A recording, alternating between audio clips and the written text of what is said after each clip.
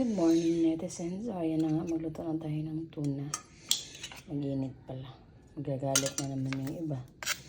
Kasi, ang sabi nila, hindi ka naman nagluluto. Mag-init pa lang.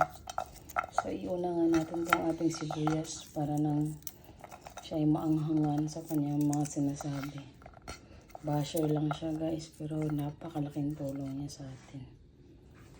Isa, ang dami nating views dahil sa kanya. Pangalawa, kahit hindi niya yung nilalike yung video ko, alam kong like niya, binabalik-balikan niya eh. So, deserve natin magluto ng tuna. Mag-init pala. Ang kulit. Iba talaga pag chip cook ka na. Kahit init lang ng ulam, alam mo, niluluto mo pa siya. Pero huwag kayong matutuwa dahil hindi pa dyan nagtatapos ang kumbera. Kumbera. Handaan pa na yun para sa kumbera, guys. So, ayan na. Isaksak na natin dahil mayaman tayo. Isaksak na natin to ng ganito. Sa iba, walang ganyan. Hindi kuryente na ngayon. Pero alam nyo, gas pa rin yung gamit. Pero bakit ganyan?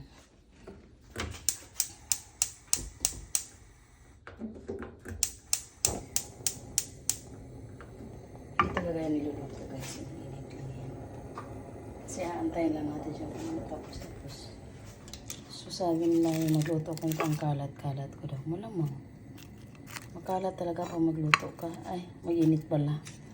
Alam mo, ang kulit mo kanina ka pa. Mahirap talaga magsabi na hindi ka nagluto. Alam mo naman may niluluto ka. Pero ang alam pala nila, iniinit mo lang. Kasi pag nagluto, tinitimplahan. Timplahan ko nga yan ang asin with sel. So, ang mato ay mga maligno dyan sa mundo.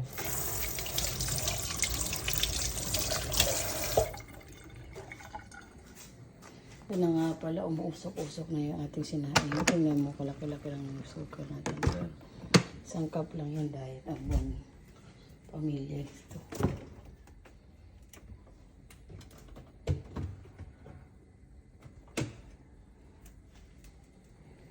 Kaya mga ako sa inyo, magtira kayo ng mga ganito.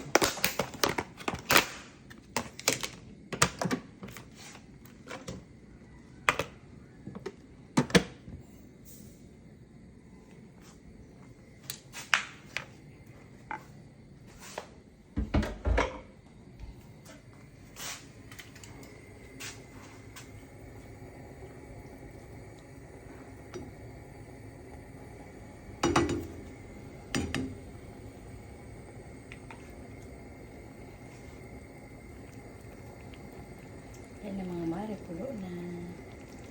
Tignan mo yung sarap.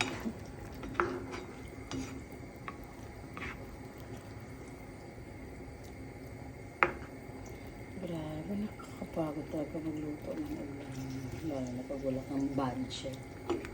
Ayun, pagkain ko na lang sa mga, alam mo yun, pinagkasya sa lata.